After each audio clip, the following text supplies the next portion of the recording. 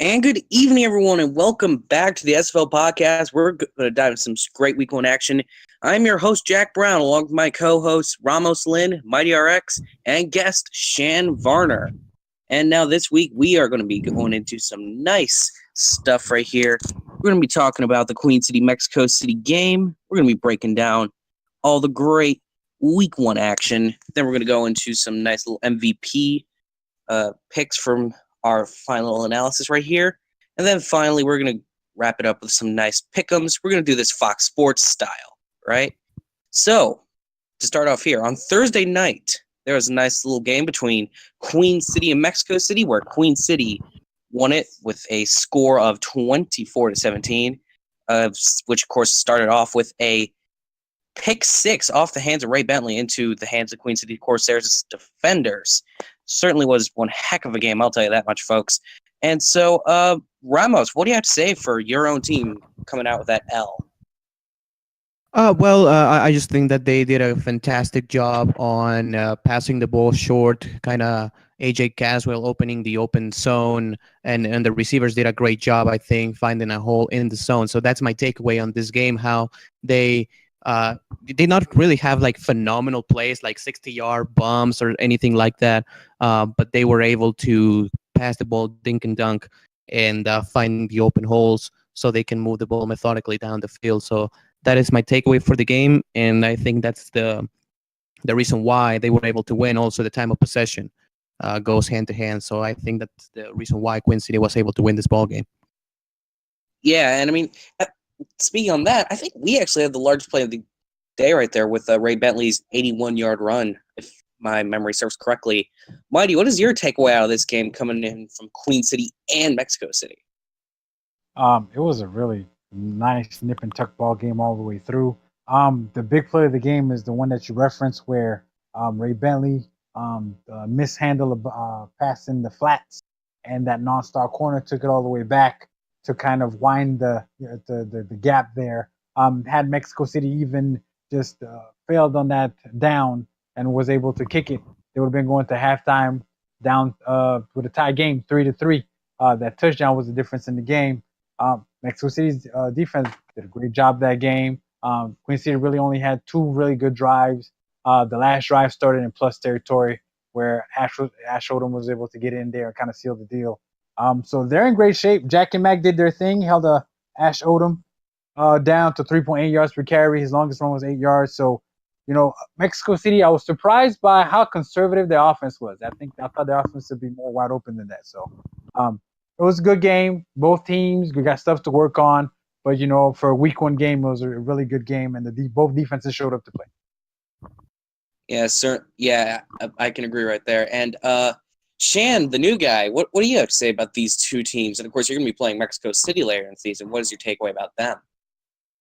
Both of these teams played really well. I think that I'm kind of going to go back a little bit from season 9 and week 1. Last year, Ray Bentley was a gold player. And he rushed for 254 yards on 25 carries for 2 touchdowns. And the former running back for the Queen City Corsairs was Kyle Walsh, who rushed for 288 yards on 31 carries for 3 touchdowns. Both of these guys came in the league last year. They were gold. This season coming in, Ray Bentley is the bronze. And he rushed for 163 yards on 25 carries for 1 touchdown. And Ash Odom, being the newcomer coming over from Alaska, going over to Queen City, rushed for 126 yards and 31 carries for 1 touchdown. And Ash Odom is silver this year. So I think it comes down to the playbooks and not so much abilities this year. Both of these running backs did a great job, except for the little mishap there with the ball deflection and the catch for the pick 6. But ultimately, I'm looking forward to face Ramos in the later on in the season. So that's my take. Yeah, certainly. But you're not only taking on him, you're taking on me as well there, buddy. Anyway, but of course, tomorrow we got a nice little slate of games coming up on Sunday. From the 3 o'clock slot, we have the Sioux Falls Sparrows taking on the Houston Hyenas. This is probably the closest game in the Who You Got that we had this week. Mighty, take us around this game. Seeing that I was tasked to break this game down, I had to go behind it. I had to see, what makes the Sparrows tick, what makes the hyenas laugh, So I had to deep dive. Now we understand that both these teams began in season 6. Check their opening day records. The Sioux Falls is 2-2. The Hyenas are 1-3, but their one victory came against the Sioux Falls Sparrows last season, opening day. With that said, we know the Hyenas played great defense. The Sparrows played great defense, but the Sparrows invested in their quarterback this season.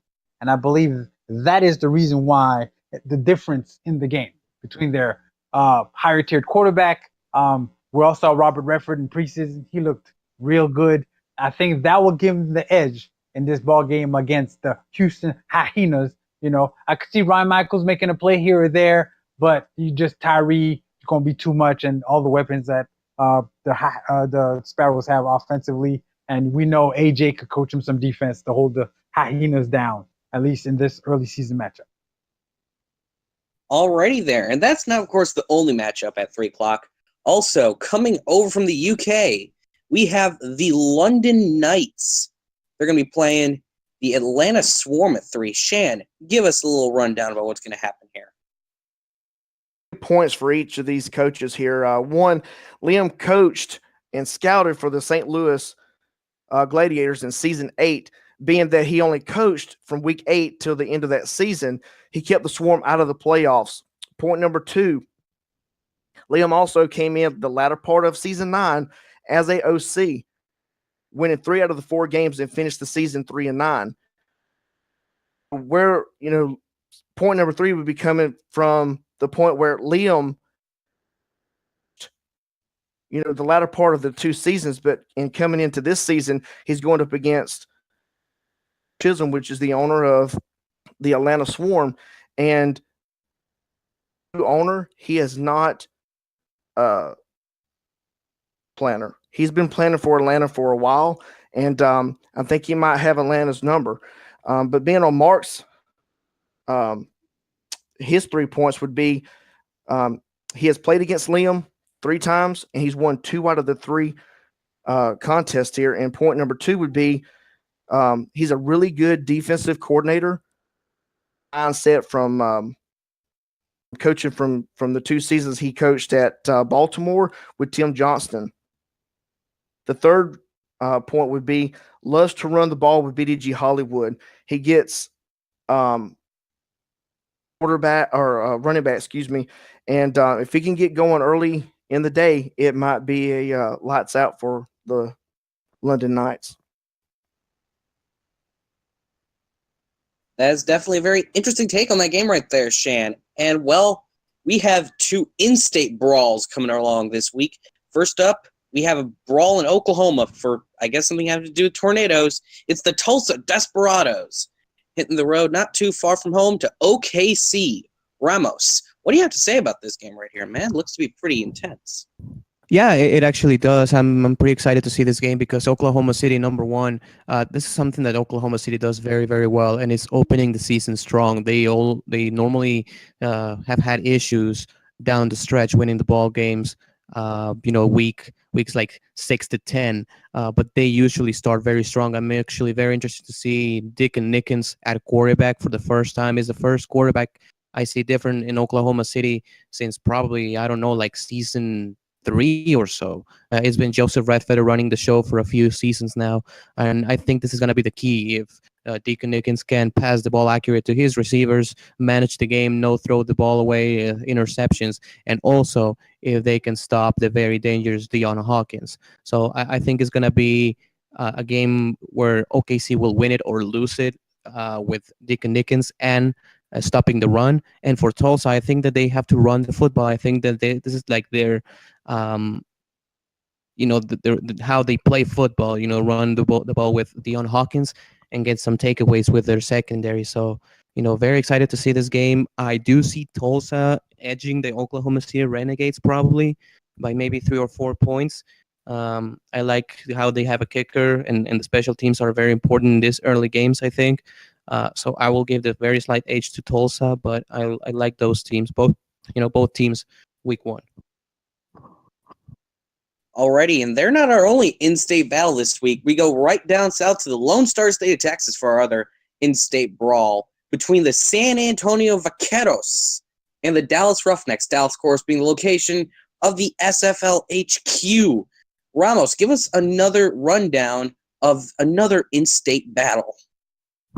Well, San Antonio, they had the leading receiver last season in Daily Holder, and that tells me that the San Antonio Vaqueros, they know how to pass the football, and that's when Troy LaShaw comes to play. I think that the secondary of the Dallas Roughnecks, despite doesn't having like those corners, I think that they will be okay because they have number 36 back there. I think that the Dallas Roughnecks need to control the football. I think that for me, it's more important for them to control the ball because, in my opinion, at least, the offense with Mike Wavy Jr. looks just a little bit stronger or more solid than the defense.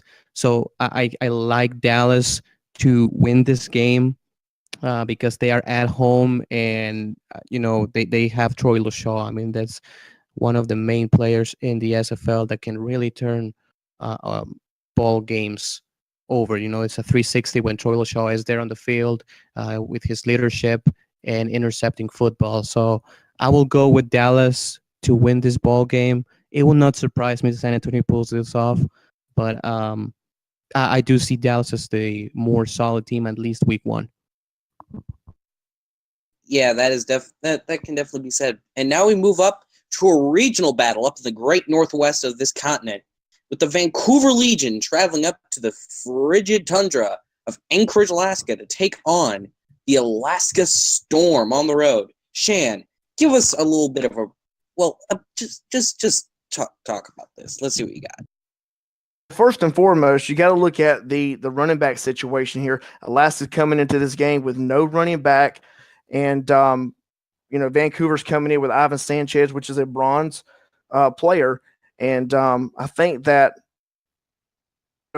going back between these two battles here, Vancouver's won two of their last three matchups. So, going over to the 3 points for Vancouver, my first point is they have a similar build to last year.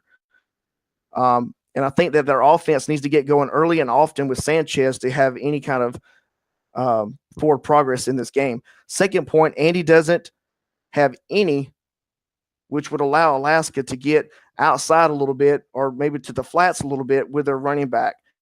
Point number three,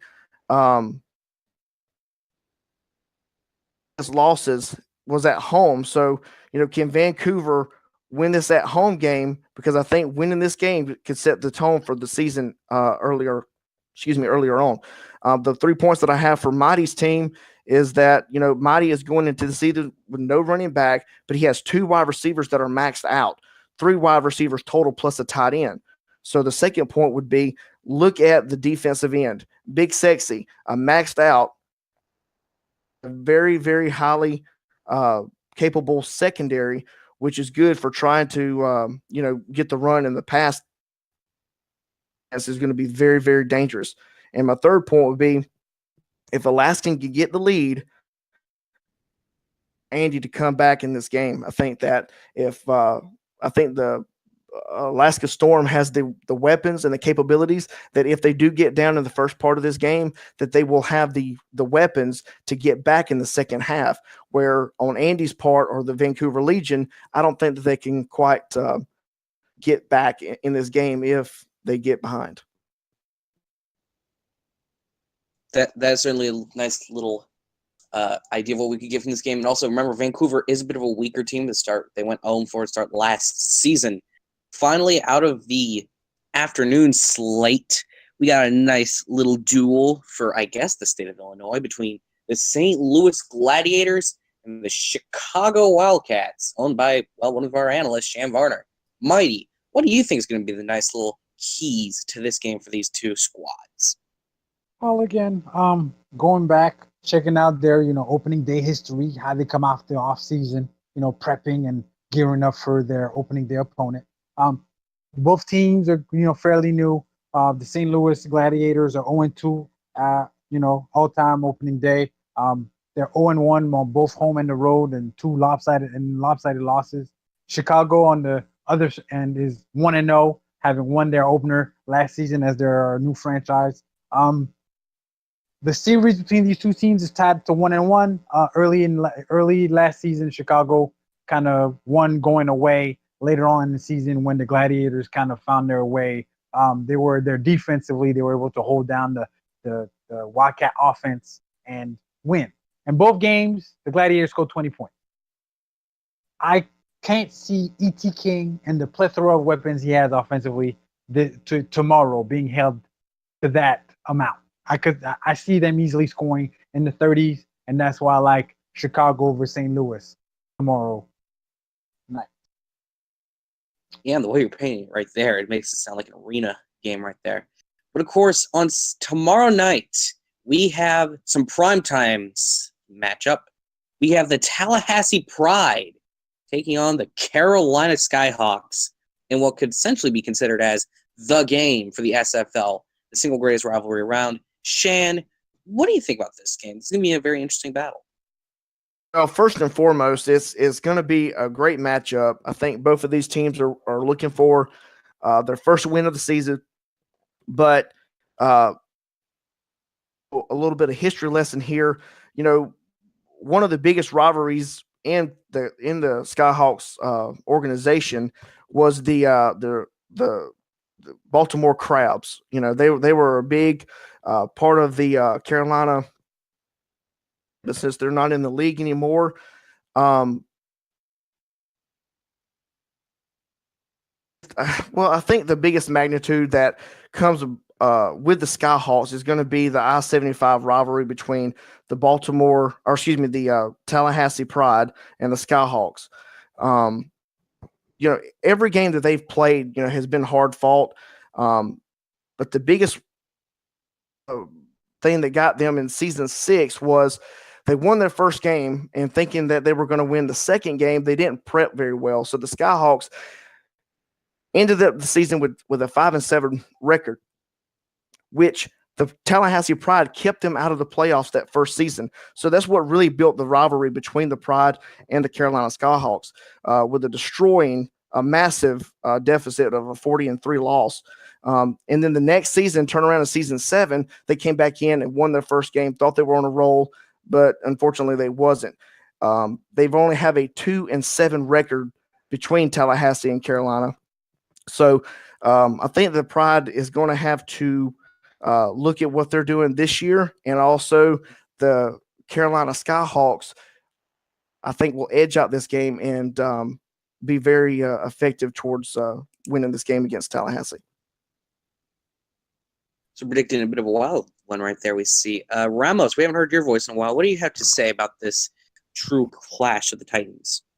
Well, I think that the key of this game for Tallahassee is to stop AJ Francis with their lineman, in this case with the defensive lineman, because if AJ Francis gets past this defensive line, I am not sure if the linebackers, which are generic, and so a little bit of the generic secondary, can stop this running back. I think that they must contain their lanes. Basically, the defensive line has to stop AJ Francis. They have to put pressure on the quarterback, Mark Biddix.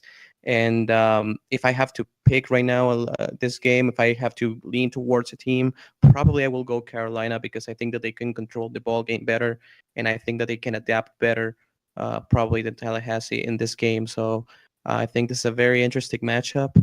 And as I said, it's going to be a battle in the trenches. Can Carolina open holes for AJ Francis? I think that's going to be very, very important. Alrighty there. So we have two of our analysts here going for Carolina.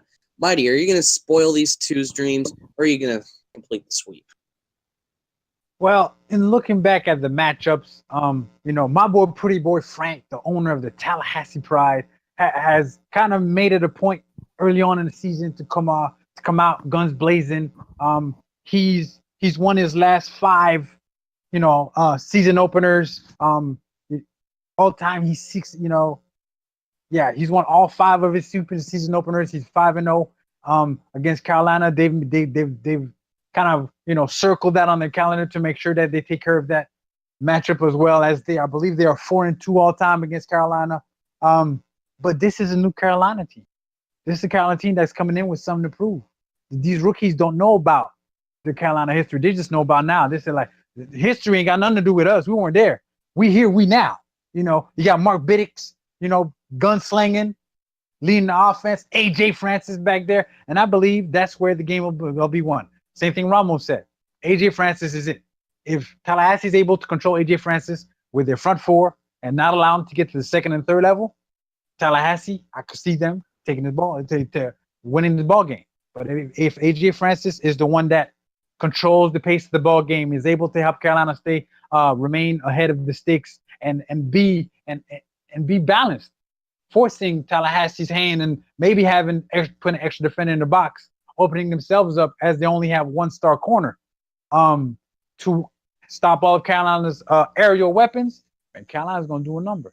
And with all that being said, this is new beginnings for Carolina, and I'm joining the rest of the hosts, and I like Carolina Sunday night to start a new trend in the Carolina, and I like them to pull it out. Ooh, okay. So, Tallahassee fans, you definitely are not getting some love in here from our analysts tonight. Well, last week, actually. Nobody predicts you guys to go to the playoffs. But to close out week 1, on Monday night, we got a nice little duel of expansion franchises between the Indianapolis Red Devils and then San Francisco Sharks, owned by former NFL running back Ryan Moats. Ramos, what are you going to say about these two little new expansion teams? How are they going to fare against each other? Well, the way this game will go, I think it's a little bit similar on the previous game because I think it's all about the fullback Ryan Moats against that front seven of the Indianapolis Red Devils. I really don't see the San Francisco Sharks even trying to go deep that much because I think that they know what their strengths are, and it's kind of like run and pound the ball. Probably we'll see a little bit of running with the running back and the fullback leading the charge here and there as a change of pace. But again, I do think that Indianapolis has a little bit it's a little bit more solid to win this ball game. Even though I think the San Francisco can have a very good game, especially on defense. I think this is going to be a very low scoring game with an ugly score, like something like 15-10, something like that. But I do like Indianapolis. We have to keep an eye on the San Francisco punter to see if he can put Indianapolis in some bad field position, because if they do, we might be looking at San Francisco winning the field battle position. So I will lean towards Indianapolis in this game, but San Francisco definitely does have a shot. So what you're saying is that we're going to have SFL scoregami. Like SFL scoregami. Yeah. Mighty, are you going to agree with Ramos here, or are you going to have to throw a bit of a curveball? In this battle of punters, which one can kick the ball? Let me stop. This game features 2-star punters. I believe this is the first ever in the SFL. San Francisco's defense, the amount of talent and just athleticism that's back there is going to be problematic for the Red Devils. But offensively, San Fran's going to be kind of fighting uphill because of the dearth of weapons they have on offense their own self. So, like Ramos said, it's going to be a low-scoring ball game, some 13-10, 14-10, 14-13, something like that. But the way Indianapolis built their defense, a lot of speed, 5 defensive backs, I could see them, even if that fullback were to get loose, to be able to have more than enough team speed to call them and kind of mitigate the damage you could do, forcing San Fran into third and longs where those DBs will be back there feasting, stopping only but 2 stars that San Fran has on offense. So I like Indy to pull out this ball game. Then the fact that San Fran is a big question mark for me because I don't know where they lean off, philosophy wise on offense at least. So I'll take the Red Devils Monday night. Give them the D, as they say. So instead of giving the D, they're going to be getting that W. We can see it from Mighty right there. And Shan, What are you going to have to say about this little matchup? Are you going to agree or disagree? Let's see what you got. I think I'm gonna have to disagree. I think San Fran's got something up their sleeve for Indianapolis with with all the stars that San Francisco has on their team. I think that the Red Devils are going to be in trouble. I think they're going to pin them deep with the punter and do adjustments on offense to get their offense going down the field. Alrighty there. That's a nice little spicy little predictions from our panel. Now, of course, we're going to go into the new MVP race, most valuable player in the SFL, the 10th season. We're going to start off by heading over to Shan, the new guest. Looks like you got the Queen City running back, Ash Odom, as your top. Why do you say that there, man? I just think that he's a high-tiered running back, and I think he can get a lot done with Eric, and Eric knows how to put together a great offense with the running game. So I think that that's one point that this MVP race. Alrighty. And I can tell that you also have your own quarterback on there. A great job with your homeboyism, I guess, or favoritism. Ramos, we're going to move over to you next. Let's see who you got for your top 3 coming in for the most valuable player race. And, you got AJ Caswell, also from Queen City, on there. Why do you say that? Yeah, I do, and the reason why is because I love what he has, as far as a support cast with receivers and running back. I kind of wanted to go a little bit of Ash Odom, but I would think AJ Caswell will edge him a bit in the MVP race. Even though I also love Alaska's defensive end, Alex Dominguez. We've had one defensive end, for the ones who don't know, are new to the SFL. We had once a defensive end win the MVP, and Randall Watts. He was for the San Francisco Bulldogs back in season 3. And last but not least, I think the third player that was like the runner-up, like that right there from the MVP race, Dallas free safety Troy Lawshaw, because I think that he will get a buttload of interceptions this season. So, I think that if Troy Lawshaw will change ball games, and ultimately it's between those 3 players, 2 defensive players and the quarterback, AJ Caswell. Alrighty, and finally, before we head over to the pick'ems to round out this podcast, we have Mighty, who also agrees with Shan Varner, with Ash Odom at top and E.T. King at second. But why do you have Sioux Falls QB at third right there, Mighty? That's an interesting little prediction. Because when I was breaking down the rosters across the league, he is the highest rated quarterback that has a 3 receiver set. And with the amount of weapons and the way the defense will have to be spread out to have to kind of stop one of those receivers from getting, open and whatnot, because of the higher value that he carries, he'll be making wiser decisions than he made last season. And that's why he's going to be up there when the season ends as an MVP candidate. And already there, Mighty. And real quick before we go, we're going to go through some nice little pick'ems. First up, Shan, who are you going to have as your one lock and your one upset? We're doing this Fox Sports style here, folks. All right, well, I've got Vancouver for lock, and I've got San Francisco for the upset. Alrighty there. And next up, our boy Ramos. Who do you have your lock and your upset? Ooh, that's a nice. Yeah, I have a lock. I have the Carolina Skyhawks over the Tallahassee Pride because I just think that they will be able to control this game with the running game.